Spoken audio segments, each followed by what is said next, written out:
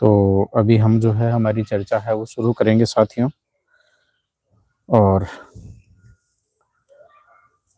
साथियों, जो आज हम चर्चा शुरू करने जा रहे हैं, वो चर्चा हम शुरू करेंगे भारत की विदेश नीति के संदर्भ में।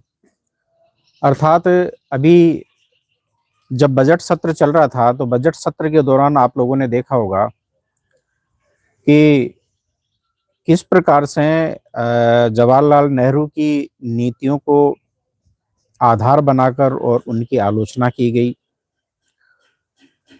और कई प्रकार के यानी कि एक तरह से सच्चे और झूठे आक्षेप है वो संसद में लगे। और जैसे ही नेता प्रतिपक्ष के द्वारा सरकार की नीतियों की आलोचना की जाती थी, जैसे कि नरवणे का जो है जनरल नरवणे का जो मैटर है वो आया, और उन्होंने चीन के साथ में जो तनाव बढ़ा और चीनी सेना जिस प्रकार से बढ़ रही थी, उस समय तक प्रधानमंत्री के द्वारा और गृह मंत्री के द्वारा कोई सटीक निर्णय नहीं लिया गया कि हमें क्या करना है, किस प्रकार से जो है इस संकट से छुटकारा प्राप्त करना है। ये मैटर तो थे ही थे।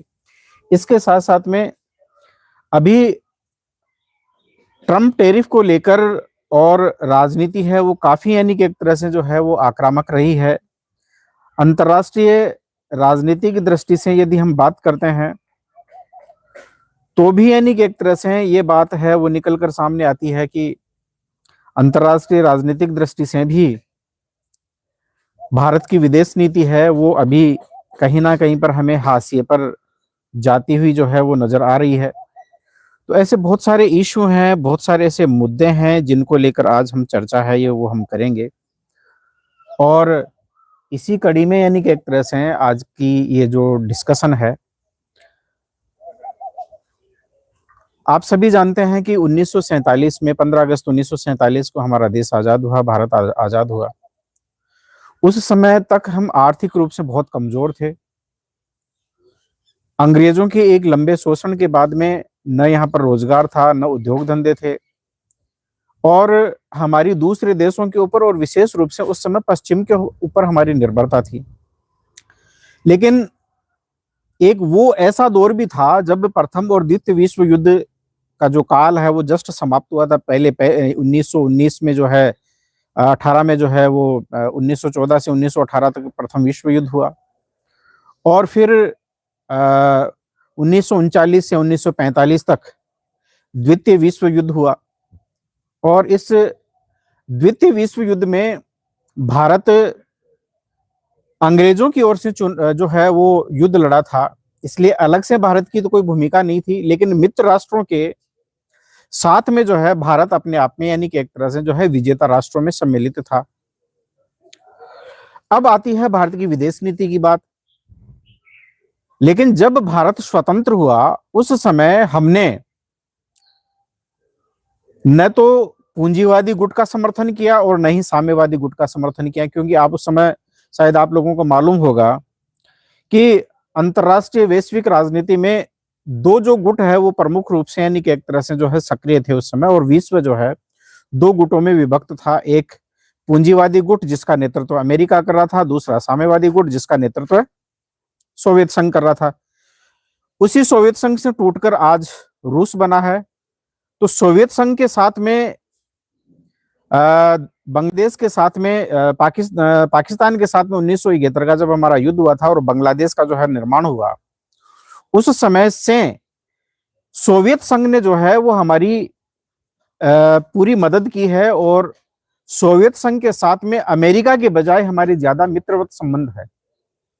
लेकिन उसके बावजूद भी जिस रूस से हमें सस्ता तेल मिलता था और लगभग उसका 37 या 40% जो सप्लाई है रूस,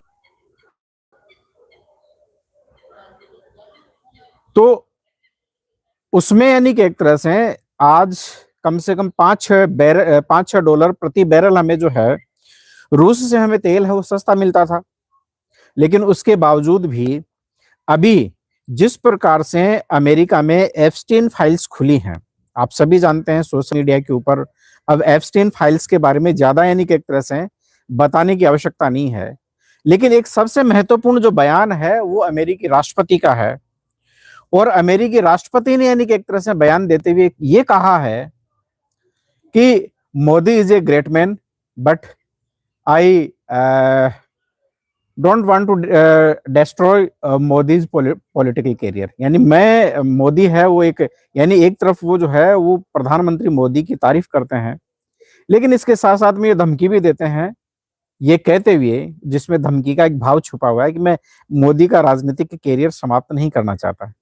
यानी इसका मतलब एप्स्टीन फाइल्स में, ईमेल में जिस प्रकार से प्रधानमंत्री नरेंद्र मोदी का ये नाम आया कि जो सेक्स रैकेट चलाता था, ह्यूमन ट्रैफिकिंग करता था, बच्चियों का यानी कि एक तरह से उनके साथ में यौन शोषण जो है करता था, उनकी तस्करी करता था, और उसका जो खुद का अपने आप में जो आइलैंड है, सेंट लिटिल जेम्स आइलैंड जो है, वहां पर उन्होंने यानी कि एक तरह से अपनी इस काली दुनिया का पूरा एक साम्राज्य स्थापित कर रखा था, जिसमें बड़े बड़े यानी कि एक तरह से लोगों को जो है उसने जोड़ रखा था। वर्तमान राष्ट्रपति डोनाल्ड ट्रंप है, वो भी यानी कि एक तरह से उसके जो है ग्राहक थे। प्रधानमंत्री मोदी जो है उनसे सलाह लेते हैं, और इस प्रकार की जब ये बातें जब सामने आ जाती है, तो इन बातों को लेकर ही यानी कि एक तरह से जो है ये जो है स्थिति है बड़ी यानी कि एक तरह से जो है वो सोचने बनी है। तो मोदी के का नाम लेकर, और जैसे ही एप्स्टीन फाइल्स का नाम आया, सरकार के ऊपर दबाव बनाया गया, और जिस टैरिफ को मानने के लिए यानी 50% टैरिफ का दबाव भी हमने जो है नकार दिया था, उसको भी हमने, उस दबाव को भी स्वीकार नहीं किया। और ऐसी स्थिति में यानी कि एक तरह से जो है हमने अमेरिका के सामने हम झुके नहीं, और हमने हमारा जो एग्रीकल्चर जो सेक्टर है वो नहीं खोला, और आज हमने एग्रीकल्चर सेक्टर खोल दिया है। तो कहीं ना कहीं पर ये सवाल खड़ा हो रहा है कि एग्रीकल्चर सेक्टर क्या हमने कहीं उस दबाव के कारण तो नहीं खोला है, कि कहीं मोदी जी की कोई एप्स्टीन फाइल्स में कोई कोई कमजोरी यानी कि एक तरह से तो नहीं है। यानी जिस गुटनिरपेक्ष नीति के आधार पर भारत थर्ड वर्ल्ड का नेतृत्व कर रहा था, आज वो गुटनिरपेक्षता की जो नीति है वो पूरी तरह से खत्म हो चुकी है, वो आंदोलन पूरा खत्म हो चुका। वो थर्ड वर्ल्ड का यानी कि एक तरह से जो भारत अपने आप में नेतृत्व करता था और विश्व का एक नेता था, आज उसकी वो छवि है पिछले 12 साल में मोदी जी के कार्यकाल में वो तो खत्म हो ही चुकी है। लेकिन इसके साथ साथ में सबसे बड़ी बात कि इससे पहले कि अमेरिकन जो गायें हैं जो दूध देती है उसको मांसाहारी दूध कहा गया, क्योंकि वो उनको अपनी गायों को जो है वो जो है उनको मांस खिलाते हैं, उनको जो है वो खून है वो भी यानी कि एक तरह से खिलाते हैं, अलग अलग यानी कि एक तरह से जो उनको न्यूट्रिशंस देते हैं, जो आहार देते हैं, पशु आहार उनमें मिलाकर। हालांकि वैसे ये जो जानवर है वो शाकाहारी होता है, डायरेक्ट यानी कि एक तरह से मांस नहीं खाता, लेकिन अगर उनमें उनको मिलाकर दे दिया जाए तो जानवर वो खा सकता है। तो इसलिए उसके बारे में ये सवाल था कि हम जो है मांसाहारी दूध को अगर भारत में लाएंगे तो इससे हमारा भारत का जो धर्म है वो भ्रष्ट होगा। ये यानी कि एक तरह से जो है ये एक बहुत बड़ा जो है वो एक इसको नकारने का एक सबसे बड़ा कारण ये भी था। तो क्या अब भारत का धर्म भ्रष्ट नहीं होगा? कल भी मैंने इसके ऊपर चर्चा की थी। और दूसरी महत्वपूर्ण बात यह है कि क्या एप्स्टीन फाइल्स में कहीं ना कहीं कोई ऐसे राज तो उजागर नहीं हो रहे हैं, क्योंकि अब तो इसका अनिल अंबानी का नाम भी आ गया है। हरदीप पुरी 2013 तक भारत का यानी कि एक तरह से जो है वो राजदूत रहा है। 2013 में रिटायर होने के बाद में उन्होंने जो है भारतीय जनता पार्टी का जो है वो दामन थामा और उसमें जो है वो पदाधिकारी बने। अब सिचुएशन ये है कि अनिल अंबानी क्या वाकई में मोदी के लिए कुछ ऐसा काम करता था? क्योंकि नरेंद्र मोदी वो काल था 2019 तक का, यानी नरेंद्र मोदी का, जिस समय अनिल अंबानी मुकेश अंबानी जो उसके बड़े भाई है उससे भी ज्यादा यानी कि एक तरह से जो संपर्क है और ज्यादा जो फेथ है वो अनिल अंबानी के ऊपर था। और इतना ही नहीं बल्कि आज जो अडानी के साथ में जितना यानी कि एक तरह से गहन संपर्क है उससे ज्यादा जो घनिष्ठ संपर्क है वो अनिल अंबानी के साथ में था। क्या यही कारण था कि जो राफेल डील है उसका सौदा है वो इसको अनिल अंबानी को जो है वो दिलाया। जो राफेल विमान 526 या 27 करोड़ के आसपास या 517 करोड़ 16 करोड़ के आसपास जो विमान आ रहा था और उसमें यानी कि एक तरह से टेक्नोलॉजी का ट्रांसफर भी होना था, वही विमान हमने 1500 1600 और 1700 1800 करोड़ तक हमने उसको खरीदा है। इतना पैसा और इतना जो फायदा है वो पहुंचाने का जो काम है वो नरेंद्र मोदी के द्वारा है, वो अनिल अंबानी को किया गया। तो कहीं ना कहीं पर ये एक ऐसी गुत्थी है, ये गुत्थी जो है वो देश जानना चाहता है और ये सामने आनी चाहिए।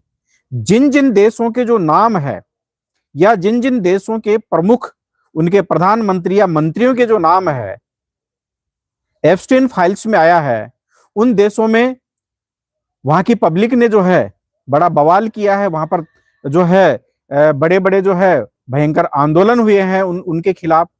और 5 देशों में उन लोगों ने अपने पदों से त्यागपत्र दे दिया है, लेकिन भारत में अभी तक जू नहीं रेंग रही है। विपक्ष के ऊपर भी सवाल है कि विपक्ष को यानी कि एक तरह से संज्ञान लेना चाहिए। हमारे जैसे राजनीतिक दल तो अभी यानी कि एक तरह से शेषावस्था में है, उनके पास में ना तो इतना मैन पावर है ना इतनी पावर है। लेकिन हम भी ये चाहते हैं कि वास्तविक जो सच्चाई है वो सामने आनी चाहिए। और विदेश नीति का जो आधार है वो आधार होता है यानी कि एक तरह से जो है राष्ट्रीय हित, रणनीतिक सुरक्षा और हमारी जो विश्व स्तर पर हमारी जो वैश्विक छवि है उसके ऊपर किसी प्रकार का कोई आक्षेप ना लगे। इन बातों के आधार पर जो है वो विदेश नीति का निर्धारण होता है। लेकिन आज जो यानी कि एक तरह से जो है जब वो महाशक्तियां भी नहीं रही है और आज यानी कि एक तरह से जो पूरा जो वर्ल्ड है, पूरा जो विश्व है, वो एक समय था जब सोवियत संघ का विघटन हुआ, उस समय यानी कि एक तरह से एक ध्रुवीय विश्व हो गया था, यानी अमेरिकी केंद्रित था। लेकिन आज तो शक्ति के कई केंद्र स्थापित हो गए हैं, कई केंद्र बन चुके हैं। उनमें आज चाइना एक नया शक्ति केंद्र है, वो उभर कर सामने आ गया है। भारत खुद अपने आप में यानी कि एक तरह से जो है वो शक्ति का केंद्र था। लेकिन पिछले 2-3 सालों से जिस प्रकार से भारत की विदेश नीति पतन की ओर जा रही है, हम आर्थिक मोर्चे के ऊपर विफल हो रहे हैं और केवल यानी शब्द बाण से और केवल बकलोल करने से यानी कि एक तरह से हम विश्व गुरु नहीं बनने वाले हैं। आज उस समय का दौर है वो हथियारों का था। आज का जो दौर है वो आर्थिक और तकनीकी प्रगति का है। जिस देश के पास में जितनी ज्यादा जो है तकनीकी कौशल है, जितना ज्यादा उनके पास में जो perfect and proficient technical man power है, वो देश है वो अपने आप में आज आगे बढ़ रहा है। तो ऐसी स्थिति में यानी कि एक तरह से जो है ये सोचने वाली बात है। जहां तक व्यापार घाटे की बात है, चीन के साथ में हमारा जो है 99 बिलियन व्यापार घटा है, यानी ट्रेड डेफिसिट है। हमारा आयात है वो बहुत ज्यादा है, निर्यात हमारा मात्र 14 बिलियन के लगभग ही है। तो ये जो है वो सवाल है वो खड़ा होता है। अब अमेरिका ने ये कहा है कि आने वाले कुछ सालों में 500 बिलियन का व्यापार है वो भारत के साथ में होगा। अब अमेरिका ने एक तरफ तो यानी कि एक तरह से अपना जो 20% जो टेरिफ है वो कम करके उसको 18% कर दिया। लेकिन अमेरिका का मार्केट, उसका एग्रीकल्चर सेक्टर और उसका जो लिव स्टॉक यानी डेयरी सेक्टर है वो पूरी तरह से जो है वो भारत के लिए खोल दिया गया है। तो ऐसी स्थिति में आने वाले टाइम में किसानों के ऊपर जो है इसका विपरीत प्रभाव पड़ने वाला है। किसानों की जो रोजी रोटी है वो छिनने वाली है। और इतना ही नहीं, जो हम यानी कि एक तरह से सपना देखते थे कि भारत अपने आप में एक आत्मनिर्भर भारत बनेगा, जिसे विश्व गुरु जो है वो बनाना था, क्या हम इस प्रकार से विश्व गुरु बनेंगे? यानी हमारा यानी अंग्रेजी शासन काल में जिस प्रकार से भारत को एक मार्केट बना दिया गया था वे जो है अंग्रेजों की, इसी प्रकार से आज हम जो है चाइना और अमेरिका की मंडी बनते जा रहे हैं। और हमारे यहाँ पर केवल जो अमेरिका चाइना से जो माल है या जो प्रोडक्ट है वो यहाँ पर यानी कि एक तरह से आता है और स्क्रू ड्राइवर की मदद से हम जो है उनको असेंबल करते हैं और मार्केट में हम बेचने का काम है वो करते हैं, यानी हमारा खुद का मैन्युफैक्चरिंग तो कुछ है ही नहीं। तो ऐसी स्थिति में अब ये सोचने योग्य बात है कि इस प्रकार से भारत किस दिशा में जा रहा है। रोजगार का यानी कि एक तरह से जो है वो संकट पैदा होने वाला है, अर्थव्यवस्था जो है वो और ज्यादा गर्त में जाने वाली है, शेयर मार्केट है वो और ज्यादा नीचे है, वो गिर सकता है। और सबसे बड़ी बात यह है कि वापस हम जो है वो अमेरिका जैसे उस पूंजीवादी देश के पिछलग्गू और गुलाम बन गए, जब हम कमजोर परिस्थितियों में थे, जब हम आर्थिक रूप से इतने जो है कम एक तरह से वीक थे या डाउन थे, उस समय भी हमने अमेरिका के सामने घुटने नहीं टेके, जो आज घुटने हमने अमेरिका के सामने टेक दिए हैं। तो क्या ये घुटने एप्स्टीन फाइल्स में मोदी जी का या कोई हमारे यानी कि एक तरह से अन्य जो लोगों का नाम आने के डर से यानी कि एक तरह से जो है वो इस प्रकार का ये जो है वो डील किया जा रहा है, ये समझौता किया जा रहा है? कहीं कोई ऐसी सीडी या ऐसे कोई फोटोग्राफ या कोई वीडियो अमेरिका एक्सपोज ना कर दे। लेकिन मोदी जी, हम आपको कहना चाहते हैं कि वो अमेरिका है, और अमेरिका वाले प्रधान जो वर्तमान जो राष्ट्रपति ट्रंप है उसको भी वो छोड़ने वाले नहीं है, क्योंकि वहां पर उनकी जो कांग्रेस है वो हमारे भारत की संसद की तरह से नहीं है। जो जैसा यानी कि एक तरह से आप कहेंगे वैसा वो करेंगे।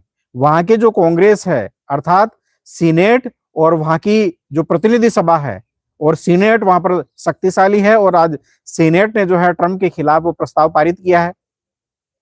52 वोटों से जो है प्रस्ताव वो पास हुआ है। सीनेट वहां पर पावरफुल है। अब रही बात यानी कि एक तरह से प्रतिनिधि सभा की, तो प्रतिनिधि सभा के भी ज्यादातर जो सांसद है वो ट्रंप के खिलाफ हैं, और वहां का जो डीओजी है, डिपार्टमेंट ऑफ जस्टिस, उसको यानी कि एक तरह से जो भी निर्णय लेना है वो सोच समझ कर लेना है। आज तो पूर्व राष्ट्रपति बिल क्लिंटन ने भी यानी कि एक तरह जो है क्लियर कर दिया है कि इस मामले की बिल्कुल निष्पक्ष जांच होनी चाहिए, और कमरों में बैठ के नहीं, बल्कि बंद कमरों में नहीं, बल्कि खुले रूप में यानी कि एक तरह सुनवाई करें, और इस मामले में जो भी यानी कि एक तरह से मुझसे सहयोग चाहिए, मैं सहयोग देने के लिए मैं तैयार हूं। तो ये बात है वो बिल क्लिंटन ने भी कही है। अगर इस प्रकार की कुछ ऐसी बातें हैं तो आपको खुलकर यानी कि एक तरह से जो है देश के सामने आपको कहना चाहिए। अगर कोई गलती हुई है तो आपको गलती को स्वीकार करना चाहिए। इस देश के लोगों का दिल है वो बहुत बड़ा है, वो आपको माफ कर सकते हैं यदि गलतियां हुई है, लेकिन देश को बेचने का काम है वो बंद होना चाहिए। देश के साथ में गद्दारी है वो बंद होनी चाहिए। देश के राष्ट्रीय हितों के साथ में जो है किसी भी प्रकार का समझौता है वो भारत को स्वीकार्य नहीं है, जनता को स्वीकार्य नहीं है, हमें किसी भी दृष्टि से वो स्वीकार्य नहीं है कि हम किसी दूसरे विदेशी जो राष्ट्र है, जो देश है, या उसके राष्ट्रपति है, या उनके जो शासक हैं, उनके सामने हम घुटने टेकें, या उनके सामने हम किसी भी दृष्टि से हम आत्मसमर्पण करें। ये चीज हमें गवारा नहीं है। साथियों, आज की इस चर्चा में इतना ही। लेकिन यदि आपको हमारा ये वीडियो और हमारा कंटेंट यदि पसंद आया है तो हम आपसे अपील करना चाहते हैं कि आप इस वीडियो को ज्यादा से ज्यादा लाइक करें, और चैनल को सब्सक्राइब करना बिल्कुल ना भूलें। इसी के साथ बहुत बहुत धन्यवाद। आप अब तक हमसे जुड़े रहे।